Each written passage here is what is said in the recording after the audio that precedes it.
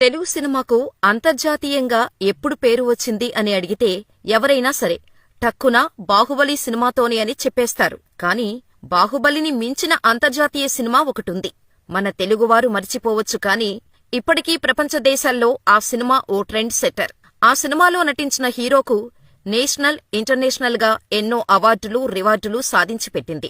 ఆ సినిమా మరేదో కాదు, కరుణామయుడు. 1974లో మొదలైన ఈ సినిమా చరిత్ర సృష్టిస్తుందని ఎవరూ ఊహించలేదు. అలా 14 భాషల్లో అనువాదమై ప్రదర్శించబడిన అచ్చ తెలుగు చిత్రం కరుణామయుడు. ఈ సినిమాను నెగిటివ్ నుంచి డూప్ నెగిటివ్ తీసి మరీ విడుదల చేస్తున్నారు. ఇప్పటివరకు కరుణామయుడు 1600 ప్రింట్లు పైగా తీసిన గ్రేట్ ట్రేడ్ రికార్డ్స్ ఉన్న సినిమా కరుణామయుడు. సినిమా కోసం నిర్మాత, డైరెక్టర్, హీరో పడిన కష్టాలు అన్నీ ఇన్ని కాదు. అంతగా కరుణామయుడు సినిమా వెనుక ఏం జరిగింది? జీసస్ పాత్ర వేసిన వాళ్లు చనిపోతారనే ఒక అపోహ ఉన్నా విజయ్ చందర్ ఎందుకు సినిమా చేయటానికి ముందుకు వచ్చాడు? పేకాట ఆడి సినిమా పూర్తి చేశారా? అసలు ఈ సినిమా అప్పట్లో సృష్టించిన సంచలనాలు ఏంటో తెలుసుకుందాం. విజయ్ చందర్ ఫ్యామిలీ బ్యాక్గ్రౌండే వేరు. ఆంధ్ర రాష్ట్ర మొదటి ముఖ్యమంత్రి టంగుటూరి ప్రకాశం పంతులుకు మనవడి వరుసవుతాడు విజయ్ చందర్. చదువు పెద్దగా వంటపట్టలేదు. ఎంతసేపూ ఆటపాటల్లోనే కాలక్షేపం. ఉద్యోగం పురుష లక్షణమని అతను అనుకోలేదు. హీరోగా వెలిగిపోతే చాలనుకున్నాడు. దానికి కారణం ఉంది. అతను పిన్ని టంగుటూరి సూర్యకుమారి సినిమా రంగంలో వెలిగిపోతోంది. డిగ్రీ పూర్తవగానే ఆమె దగ్గరకు చేరిపోయాడు. సినిమా రంగ ప్రవేశానికి గాడ్ మదర్ తోడు ఉంది కాబట్టి ఎలాగో వేషాలు దొరికాయి. కొన్ని అవకాశాలు చేజారినా 1970లో మరో ప్రపంచంలో అవకాశం వచ్చింది. ఆ తర్వాత వరుసగా సినిమా అవకాశాలు వచ్చాయి. ఒక దశలో విలన్ పాత్రలు రావటంతో వాటిని కూడా చేసుకుంటూ పోయారు. మరో ప్రపంచం సినిమాలో విజయ్ చందర్ నటించగా చిత్ర దర్శకుడు ఆదుర్తి సుబ్బారావు, అసోసియేట్ దర్శకుడు ఆంజనేయ శాస్త్రి గడ్డంతో ఉన్న విజయ్ చందర్ని చూసి అచ్చం యేసుక్రీస్తులా ఉన్నావంటూ పదే పదే అనటంతో ఫీలైన విజయ్ చందర్, నేను నా గురించి ఏదేదో ఊహించుకుంటే ఇంకేదో అయ్యేలా ఉంది, హీరోలా ఉన్నావనకుండా యేసుక్రీస్తులా ఉన్నాడంటాడేంటి అనుకున్నారట. కాని అందరూ యేసుక్రీస్తులా ఉన్నావు అనటంతో మనసులో, జీవితంలో ఒక్కసారైనా యేసుక్రీస్తుగా నటించాలి అని బలంగా అనుకున్నారట. ఇలా విజయ్ చందర్ అనుకోటానికి ఈ ఒక్క ఇన్సిడెంట్ మాత్రమే కారణం కాదు. 1969లో తంగప్ప అనే డాన్స్ మాస్టర్ మేరీమాత చిత్రాన్ని తీస్తూ ఉన్న టైంలో ఆయన దగ్గరకు వచ్చిన ఒక వ్యక్తి ఎవరో చెబితే సినిమాల్లో ఛాన్సుల కోసం చూస్తున్న విజయ్ చందర్ని పిలిపించి క్రీస్తుగా ఆడిషన్ చేశారు. మూవీ టీం బాడీ అంతా చెక్ చేసి నాకు క్రీస్తు దొరికాడు అన్నారట. కాని ఆ సినిమా లేట్ అవటం, ఇలా అనుకోని కారణాలతో విజయ్ చందర్ యేసుపాత్ర చేయలేకపోయాడు. ఆ తర్వాత మరో ప్రపంచంలో నటిస్తున్నప్పుడు ఆదుర్తి సుబ్బారావు గారు కూడా యేసుక్రీస్తు అనడంతో యేసుగా చెయ్యాలని ఫిక్స్ అయ్యారు విజయ్ చందర్. అంతేకాదు, ఈ పాత్ర చేస్తే ఏదో ఒక ఆటంకం కలుగుతుందని భయపెట్టారు. ఎంజీఆర్ కూడా ఇలాంటి పాత్ర చెయ్యాలనుకున్నా అది వర్కౌట్ కాలేదన్నారు. ఈ పాత్ర ఎవరైనా చేస్తే మరణిస్తారన్న ప్రచారం ఉందని కూడా భయపెట్టారు. హాలీవుడ్ సినిమా 10 కమాండ్మెంట్స్ లో క్రీస్తు మొహం చూపకపోవడానికి కారణం అదేనని కూడా చెప్పారు. విజయ్ చందర్ మహామొండిఘటం. ఏదేమైనా ఈ పాత్ర చేసి తీరుతానని అన్నారు. ఇటువంటి టైంలోనే రారాజు క్రీస్తు అనే సినిమా చేసే అవకాశం వచ్చింది.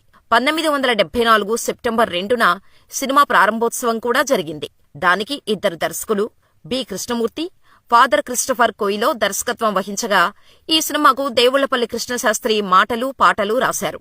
బి. గోపాలన్ని సంగీత దర్శకుడిగా ఎంపిక చేసుకున్నారు. సినిమాకు హీరో కృష్ణ క్లాప్ కొట్టారు. తను ఎప్పటినుంచో ఎదురు చూస్తున్న యేసు క్యారెక్టర్ చేస్తుండటంతో హమ్మయ్యా, మంచి పాత్ర చేసే అవకాశం వచ్చింది, నా కల నెరవేరబోతోంది అని సంబరాలు చేసుకున్నారు విజయ్ చందర్. ఆ తర్వాత అసలు కథ మొదలైంది. విలేకరుల సమావేశంలో తలా ఒక మాట మాట్లాడారు. మరి ఇలాంటి పవిత్రమైన పాత్ర చేస్తూ కౌబాయ్ వేషాలు, విలన్ వేషాలు ఎలా వేస్తావు? ఇంకో జర్నలిస్టు ప్రశ్న సంధించాడు. విజయ్ చందర్ టకీమని ఈ వేషం పూర్తయ్యేదాకా వేరే సినిమాలు చేయను అని స్టేట్మెంట్ ఇచ్చేశాడు. ఆ రాత్రి విజయ్ చందర్కి నిద్రపట్టలేదు. తన నిర్ణయం కరెక్టేనా? ఏదో అతీత శక్తి తనని నిర్ణయం తీసుకునేలా చేసిందేమో అనిపించింది. తీరా 4 రోజులు షూటింగ్ చేశాక రారాజు క్రీస్తు ఆగిపోయింది. విజయ్ చందర్ గుండెల్లో రాయిపడింది. ఇప్పుడేం చెయ్యాలి? అప్పుడే ఓ ఆలోచన తట్టింది విజయ్ చందర్కి. రారాజు క్రీస్తు సినిమా తెర వెనుక ఒక ముఖ్య వ్యక్తి ఉన్నారు. ఆయనే father MM Balagar, SJ Christian communication centre కి చైర్మన్. ఆయనకి సినిమా ఆగిపోవటం ఇష్టం లేదు. విజయ్ చందర్ ఆయన దగ్గరికెళ్లి ఆగిపోయిన రారాజు క్రీస్తు సినిమాను ఎవరైనా టేకప్ చేస్తారేమో ప్రయత్నించమంటారా అని అడిగాడు. ఓకే అన్నాడాయన. ఆ ప్రయత్నంలో విజయ్ చందర్ తిరగని ఊరు లేదు. చివరికి బొంబాయి కూడా వెళ్ళొచ్చాడు. ఫలితం శూన్యం. ఇక రారాజు క్రీస్తుకు శుభం కార్డు పడిపోయింది. ఏదైనా దారి చూపించు ప్రభూ అని ప్రార్థించాడు విజయ్ చందర్. బాపు రమణల సినిమాలకు chief production executive Sajjala Chittibabu ఆయనింట్లోనే ఉండేవారు. విజయ్ చందర్ నువ్వు హీరో అవుతావు అని మొదట చెప్పింది కూడా ఆయనే. రారాజు క్రీస్తు ఆగిపోవటంతో విజయ్ చందర్కు ధైర్యం చెప్పారు. ప్రయత్నాలు చేస్తూనే వేరే పని ఏదైనా చేసుకుంటే మంచిది అని చిట్టిబాబు చెప్పటంతో చిట్టిబాబుకు చేనేత వస్త్రాలు విదేశాలకు ఎగుమతి చేసే కంపెనీలో భాగస్వామ్యం ఉంది. ఈ వ్యాపారం బావుందని ఆయన చాలాసార్లు చెప్పటంతో విజయ్ చందర్ దృష్టి అటు మళ్లింది. కొంతమంది మిత్రులతో కలిసి లూమ్స్ ఇండియా ఫ్యాబ్రిక్స్ కంపెనీ పెట్టాడు. 9 నెలలు హ్యాపీ. ఇంతలో 4 లక్షల రూపాయలకు పెద్ద ఆర్డర్ వచ్చింది. King size, queen size bedsheets America పంపాలి. కానీ పంపడానికి పెట్టిన గడువు దాటిపోవడంతో ఆర్డర్ క్యాన్సిల్ అయిపోయింది. ఆఫీసు నిండా దుప్పట్లు. ఇక తనకు వ్యాపారం అచ్చిరాదని డిసైడ్ అయిపోయాడు విజయ్ చందర్. ఇలా తీవ్ర నష్టంలో ఉన్న విజయ్ చందర్కు ఓ రోజు రాత్రి కలలో యేసుక్రీస్తు కనిపించాడు. నా సినిమా ఎంతవరకొచ్చింది అని కలలో క్రీస్తు అడిగాడు. బహుశా తన సినిమా ఆలోచనలు మనసులో ఏదో మూలలో ఉండి కూడా ఇలా అనిపించి ఉండొచ్చు అనుకుంటూ తెల్లారి లేవగానే మళ్లీ సినిమా ప్రయత్నాలు చేద్దామా అనే ఆలోచనలో పడ్డారు విజయ్ చందర్. వెంటనే రారాజు క్రీస్తు సినిమా గురించి ఆయన ఇచ్చిన మాట గుర్తొచ్చింది. వెంటనే కొత్త సినిమా ఎందుకు, ఆగిపోయిన సినిమానే మళ్లీ ప్రారంభిస్తే పోలా అనుకున్నారు. తన ఆలోచనను చిట్టిబాబుకు, ఫాదర్ బాలగరుకు చెప్పారు. అంతా కలిసి క్రిస్టియన్ సెంటర్లో ఉండే క్రిస్టఫర్ కోయిలోను కలిశారు. ఆయన సహకారంతో పరిశోధించి సరికొత్త కథను తయారు చేశారు. అదంతా తీస్తే దాదాపు 13 గంటల సినిమా అవుతోంది. 3 గంటల సినిమాకు కథను కుదించమని కోరాడు విజయ్ చందర్. ఆయన కుదరదనేశారు. కథ మళ్లీ మొదటకొచ్చేసింది. చేస్తే గీస్తే కోయిలో కథతోనే సినిమా చేయాలని విజయ్ చందర్. కానీ చివరికి ఆ కథ రచయిత మోదుకూరి జాన్సన్ వద్దకు చేరింది. కుస్తీ పట్టి దాన్ని 3 గంటల సినిమాగా మార్చారు. మళ్లీ ప్రాజెక్టు స్టార్ట్. దర్శకుడిగా భీమ్సింగును ఎంపిక చేశారు. రారాజు క్రీస్తు ప్రాజెక్టుకు సమాంతరంగా కరుణామయుడు తయారు కావటంతో వ్యతిరేకించేవారు తయారయ్యారు. వారంతా రారాజు క్రీస్తుకు పనిచేసిన వారే. ఫిలిం ఛాంబర్లో ఫిర్యాదు చేసేదాకా వెళ్ళింది. కథ ఒకటే కాబట్టి ఛాంబర్ వారు కూడా ఒప్పుకోలేదు. చివరికి ఎలాగో రాజీ చేశాక కరుణామయుడు ప్రారంభమైంది. బి గోపాలం, జోసెఫ్ ఫెర్నాండెజ్లు పాటల తయారీలో పడ్డారు. 5 పాటలు. సి నారాయణరెడ్డి, గోపి, విజయరత్నం 4 పాటలు రాశారు. 5వ పాట రాస్తానని మోదుకూరి జాన్సన్ అడగటంతో ఛాన్స్ ఇచ్చారు. ఇలా యేసుక్రీస్తును సిలువతో ఊళ్ళో ఊరేగిస్తున్నప్పుడు వచ్చే పాట రాశారు జాన్సన్. కానీ ఆ పాట విజయ్ చందర్కి నచ్చలేదు. రిజెక్ట్ చేశాడు. జాన్సన్స్ కి కోపం వచ్చి రాత్రంతా కూర్చొని కదిలింది కరుణ రథం పాట రాశాడు. ఓ పక్క పాత్రల ఎంపిక జరుగుతోంది. ప్రతి ఒక్కరి దగ్గరకు తనే వెళ్లి పారితోషికం తగ్గించుకోమని రిక్వెస్ట్ చేస్తున్నాడు విజయ్ చందర్.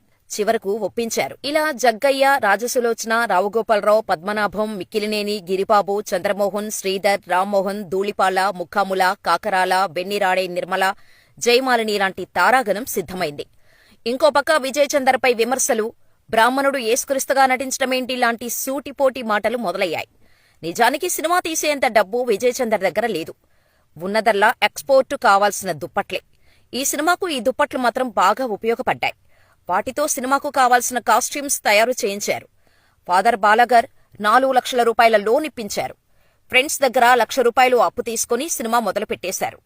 1977 ఫిబ్రవరి 10న ఏవిఎం స్టూడియోలో సినిమా షూటింగ్ ప్రారంభమైంది. 3వ రోజే షూటింగుకు బ్రేక్. దానికి కారణం రాష్ట్రపతి ఫక్రుద్దీన్ అలీ అహ్మద్ కన్నుమూత. 3 రేళ్ల షూటింగ్ అయ్యేసరికి చేతిలో డబ్బంతా అయిపోయింది. ఏం చేయాలో పాలుపోలేదు విజయ్ చందర్కి. ఎక్కడా అప్పు పుట్టలేదు. ఫలితంగా షూటింగ్ ఆగిపోయింది. చేసేదేం లేక కుకట్పల్లి సమీపంలోని 11 ఎకరాలను తాకట్టు పెట్టి 6 లక్షలు అప్పు తెచ్చారు. అలా కొంతకాలం మళ్లీ షూటింగ్. ఆ తర్వాత మళ్లీ బ్రేక్.